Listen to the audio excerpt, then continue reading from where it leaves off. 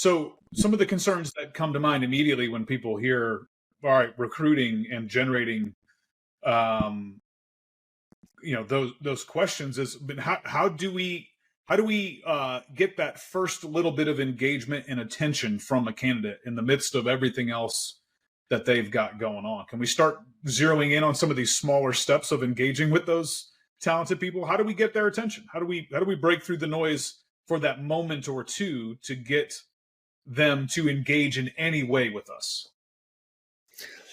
Definitely. And I want to highlight that we are using the word recruiting very specifically here. And knowing that many of the clients who we work with get into conversation with, one of the things we'll hear pretty regularly is, "Oh, I'm not a recruiter," or "I don't want to recruit."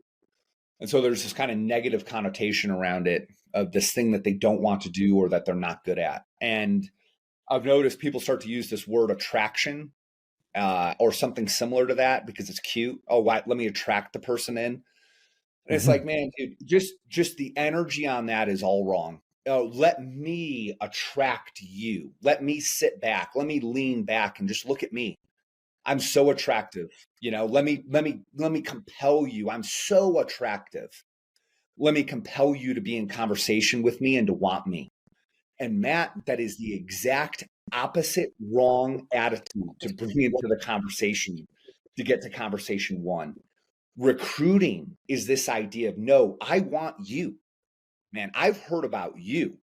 Your name has come to me as someone who I had to be in conversation with. So recruiting is this forward energy. Instead of you being the attractive character, the talent is the attractive character. They're the ones that you're there to honor. They're the ones that you're there to get curious about. Who are they?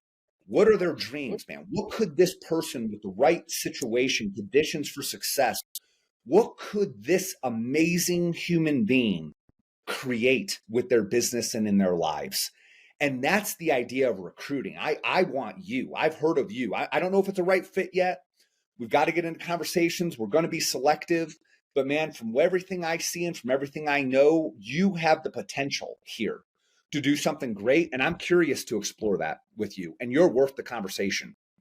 Very different than let me attract you and come to me, Recruiting is pursuit. Yeah. It's pursuit. And I like that language of attraction, meaning, I mean, it's pursuing talent in such a way that they're left with the impression that they're the one that's attractive, which bingo. And think about it, that's what matters.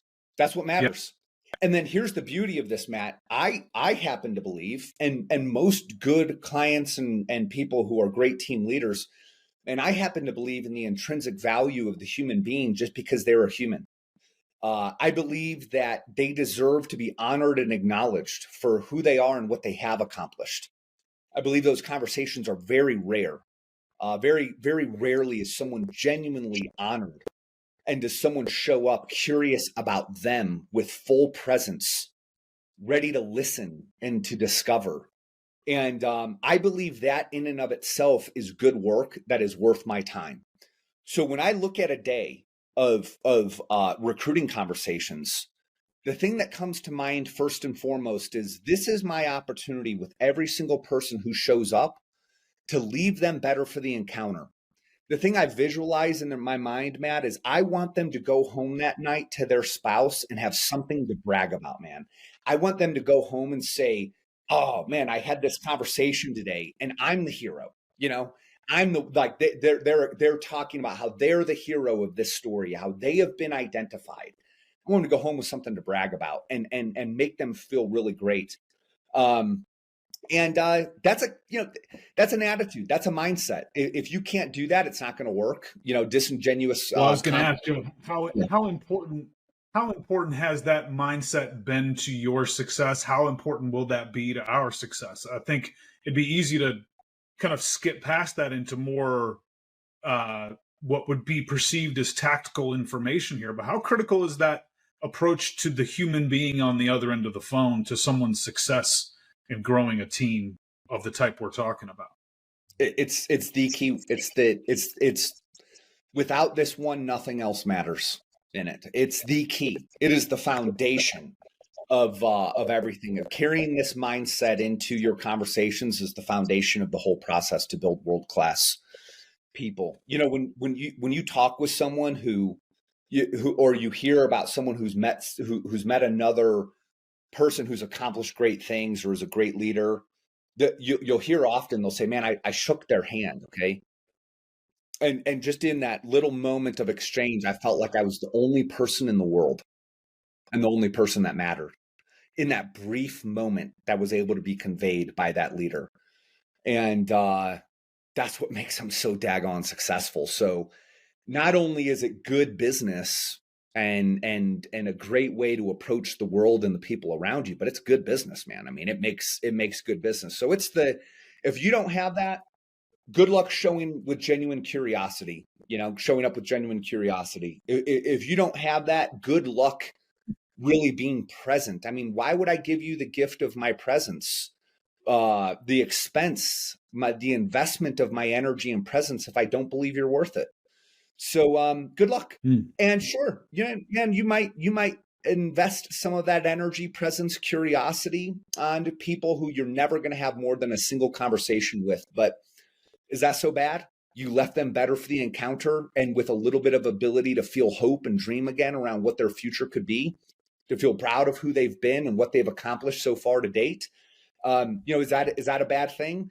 And then if you think about it, how do you know who the person is? Like when you're approaching this person, you got to think this might be a partner that I have 10 years from now. And how does conversation one, our first impression, go? You don't have the privilege of 2 conversations in being like, oh man, I really like this person. Now I'm going to show up. No, dude, you've already been framed. You already have this signature of who you are and how you show up and what you're about. So it's too late. And you never know when you're going to get on the phone with a candidate that's going to be one of your key empire builders, one of your key people who's going to really explode growth for you. So, dude, you better show up. You better be in the right mindset and attitude, be ready to be curious and to honor that other person. And if you show up there, not only do you have a lot of energy and fun in the conversation, because it just feels so good to show up with that approach, but you're going to get a lot more success and results of people who want to engage. And then just finally, Matt, some of the best people who we have recruited have come from someone who we met. And it's like, man, this is not a right fit for you. And here's why. And I value you too much to try and fit you into something. So I get a little notch on the board, a little number, extra number metric hit. You're way too valuable for that. Here's who we're looking for. Who do you know? And some of our best people have come from referrals from the person who we've decided not to move forward with. But in that one conversation, we stood out as so different. We covered so much ground in relational building with that person, framing who we are and what we're about, that they become the gatekeeper to that key person we're trying to hire. So it's everything. Well, it's a great place to end. It does bring to mind something you mentioned in our last conversation, which is something along the lines of, I mean, there's certain steps along the process, milestones along this journey of building this relationship with somebody that can't be skipped, and then also that can't be duplicated. So we don't have, to tie those two together, we don't have an opportunity to duplicate this approach. Either we bring it into the conversation of, man, we're here to elevate and improve the life of this person through this one experience, through this conversation, and showing up with that intent and that curiosity, or we didn't, and we don't get a chance to duplicate that feel, that frame for that relationship. So on the front end of recruiting, man, generating, pursuing people and having them get that impression from us is, I think, a great place to leave off for today. Beautiful. Always a pleasure.